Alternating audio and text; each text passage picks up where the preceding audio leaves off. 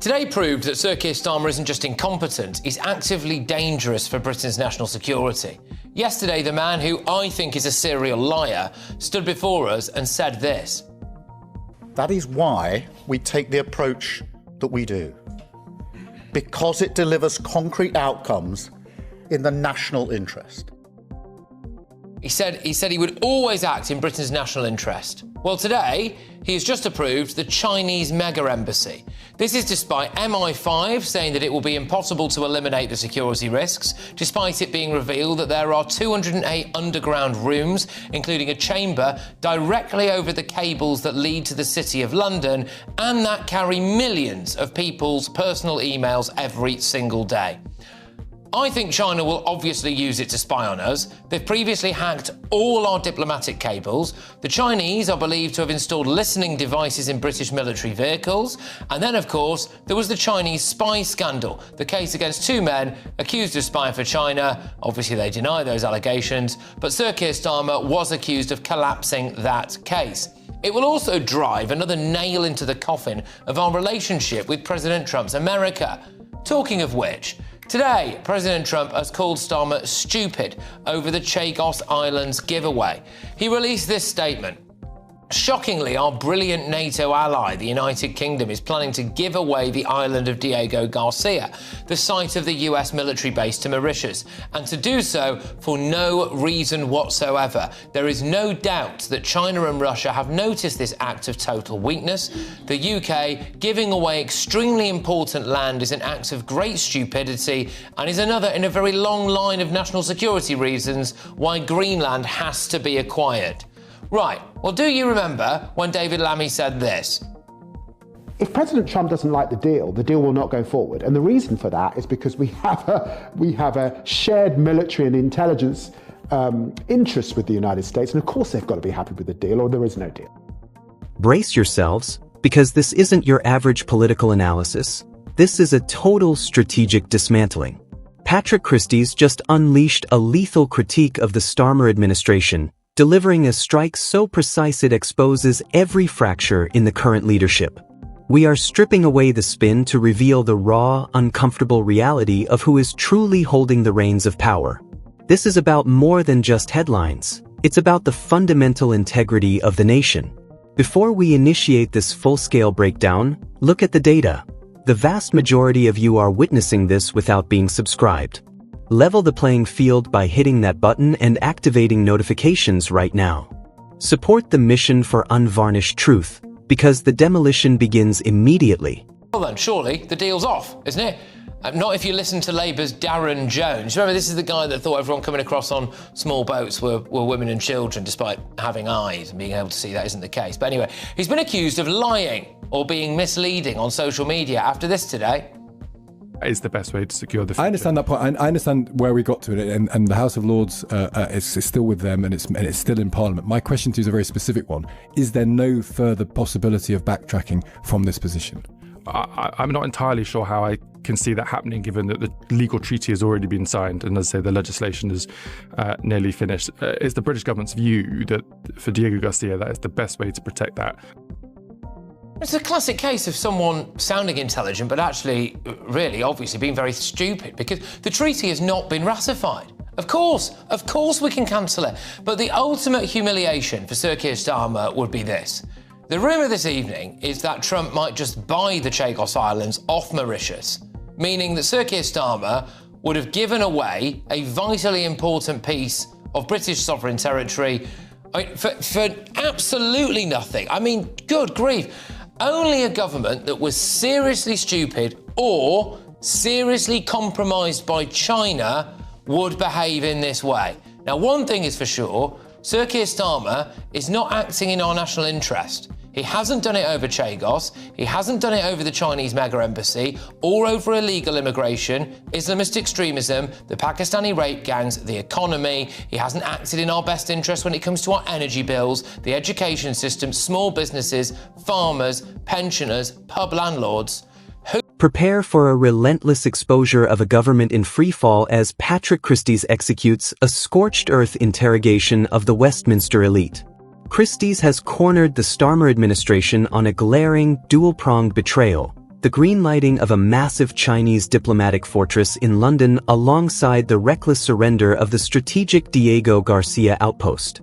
This isn't just a policy shift. It is a full-scale capitulation of British sovereignty that has left intelligence officials sounding the alarm and the public in an uproar.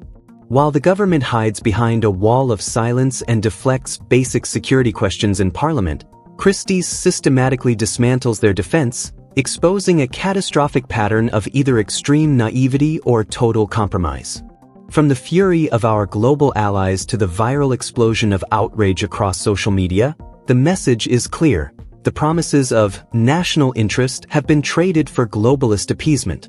We are witnessing the systematic weakening of the UK on the world stage, and as the establishment prays for the news cycle to move on, this uncompromising pursuit of the truth ensures there is nowhere left for them to hide. Let's get the thoughts of our panel this evening. We've got GB News contributor Will Kingston, Tory MP for Tatton, Esther McVeigh, and journalist Jonathan Liss. Esther, I'm going to come to you first on this, because you were actually in the chamber today. I was. Talking about the Chinese embassy, yeah. weren't you? What's your views then on the fact that he's approved it today? Well, it's a disgrace. And Dan Jarvis, who had the misfortune to be the minister who was replying to this, I think was squirming throughout because he couldn't really answer any of the questions. It was lots of waffle, so much so that the deputy speaker said, could we have shorter answers? And I then got to ask my question. I thought, I'll make them all yes and no answers, as did the rest of the MPs then in the House. So I said, the security services, do they have any concerns whatsoever? Yes or no? Couldn't answer it. The next question, Luke Evans, does this make it safer for the British public or not to have this embassy? Yes or no? Couldn't answer. Jim Allister said, was this already predetermined? Yes or no. Sarah Bull said this is a Trojan horse coming into our country. Yes or no. John Lamont, if we get any evidence that there is any form of surveillance going on in this embassy, can we close it down? Yes or no. None of these could be answered, which make us all wonder, why is it going ahead when we know that China has been a threat? All the stuff you've just talked on before about the spy. You also know that it supports Russia over the illegal war against Ukraine. We know it's spying on MPs. It's sanctioned MPs. It is a threat to our democracy. And yet we have given them a prime spot in London, which I believe this was something that Beijing, President Xi said, this is absolutely fundamental in our relationship. The first phone call he had with Starmer, he wanted this embassy. He'd paid £255 million for it back in 2018, and he was determined to get it. Consolidate 7 other embassies, so they already have embassies, to get this one. Why and why there? And I'm afraid we all think that it shouldn't be happening. And Labour, and I think it's because they've bust the budget. We've had 2 duff budgets. We're now impoverished because of Labour. Reeves went over last year, got 600 million from China, and that's what we think they are. They are beholden to a few bob crumbs and are now kowtowing to China. Yeah, well, I mean, it's borderline treason, this, I think, isn't it? Yeah, I think so, and I don't disagree with anything that Esther has said. Even if you do put the national security concerns to one side, and I think they're very real and very obvious, the optics of this are terrible. Giving away a prime piece of land in a historic British building, the former Royal Mint, to what is the greatest geopolitical foe of this country, shows what I think Trump correctly has highlighted is this utter complacency of the United Kingdom and Europe towards the threat from China. It is the byline that runs through all of the stories you mentioned before. Chagos, Greenland, the rhetoric from the high and mighty at Davos today. Yeah. They all underestimate what is a very real and very growing threat from the Chinese. And until we get our heads out of the sand, I fear that that threat is only going to grow more and more. And we played that clip earlier. I don't know if I'm able to bring it up in a second or not, but it was President Trump being asked that question at a press conference today about Chagos, right? So he has said about that it's an act of great stupidity. And then he said, I don't know why the UK are doing it. Maybe they need the money. Wait until he finds out. Wait until he finds out we're paying Mauritius to give it away. I mean, it's absolutely catastrophic. You look at the Chagos surrender deal, and you look at him approving the Chinese embassy today. Does Keir Starmer realise this is why people hate him? I don't think this is why people hate him, Patrick. There's too many other reasons. There are other reasons for that. First of all, can I just say, in terms of Greenland, Will, the idea that China is somehow more of a threat than the United States is completely laughable. China is nothing. Is nothing to do with Greenland. Has no designs of Greenland whatsoever. The United States is the only power that has a design on Greenland. They're saying quite openly. We're not talking about Greenland. Fine. But Will mentioned it. I thought it was important to counter that point. But look, in terms of the Chinese embassy, I am not a security expert, and neither are you, and any of you, with the greatest respect. MI5 are security experts, and they've said on the record that they are not concerned about the position of the embassy. They can mitigate risks. You can't mitigate all risks.